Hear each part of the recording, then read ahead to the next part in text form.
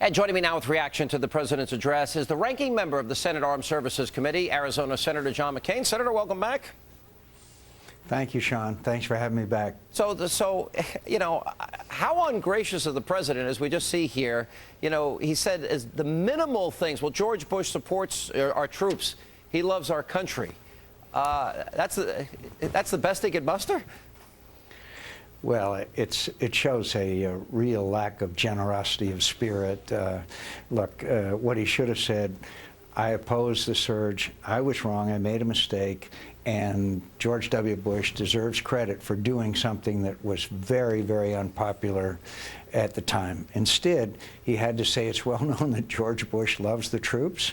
Really? Gee. And the fact is that then Senator Obama voted to cut off the funding. Not even Joe Biden, that wanted to divide Iraq into 3 different countries, voted against the funding for ongoing operations. He unalterably opposed the surge and used Hillary Clinton's vote for the war as a way to defeat her in the presidential primaries for the Democratic nomination. I mean, you just can't make it up. You know, I don't know ahead. what he was trying to do tonight. It seemed like in many ways he was trying to thread the needle, appeal to his left-wing base. I mean, the closest he came to saying we were victorious was the American people who served in Iraq completed every mission that they were given. They defeated a regime that had terrorized its people. Well, yeah, we toppled the regime a long time ago. How about we won the war? It was a success. Yeah, he never did really articulate that. But frankly, if I could switch gears a second, the part that really disturbs me the most, I'm not surprised that he wouldn't give George Bush credit. That's just in the DNA of the individual, apparently. But when he said, our withdrawal will be conditions-based, and then contradicted that by saying we will begin to withdraw in the middle of 2011. That's an ambiguity. Afghanistan. Yes, and that's an ambiguity in Afghanistan that could cause us to fail. Sean, our friends are discouraged. Our enemies are encouraged. Taliban captives said, you've got the watches, we've got the time.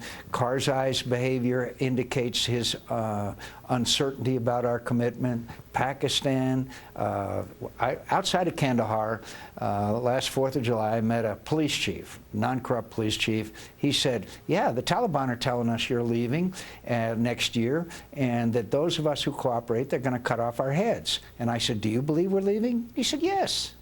Yeah. And so the fact that we are telling these people there, our friends and our enemies, that we are leaving, and again, the president reinforced that ambiguity again tonight, puts young Americans in harm's way unnecessarily, because I don't believe we can succeed if we don't say that it's strictly conditions-based. And the president has to say that. I was watching Charles Krauthammer on with Bret Baier immediately after the speech, and he used the adjectives flat and odd. And I think in many ways he's right, because on substance, what the president said here tonight when it comes to Afghanistan, he's reiterating the 2011 deadline when he said, make no mistake, the transition will begin, and spoke against an open-ended war.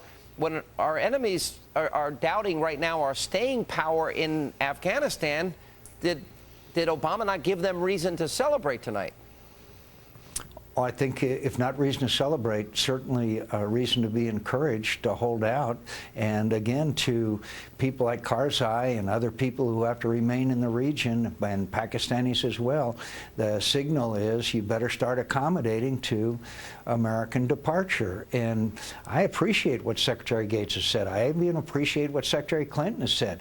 And General Petraeus is walking a very fine line, as you might have noticed. But it takes the President of the United States to say unequivocally that we're going to win, and then we're going to withdraw, just like we were able to do in Iraq with the success of the surge, which he unalterably opposed and now seems to be taking credit for. And if he had his way, we wouldn't have had this today, but he couldn't even utter the words, we were victorious, which if I was one of the brave men and women that served there, I think I would be a little offended tonight. But Senator, good to see you.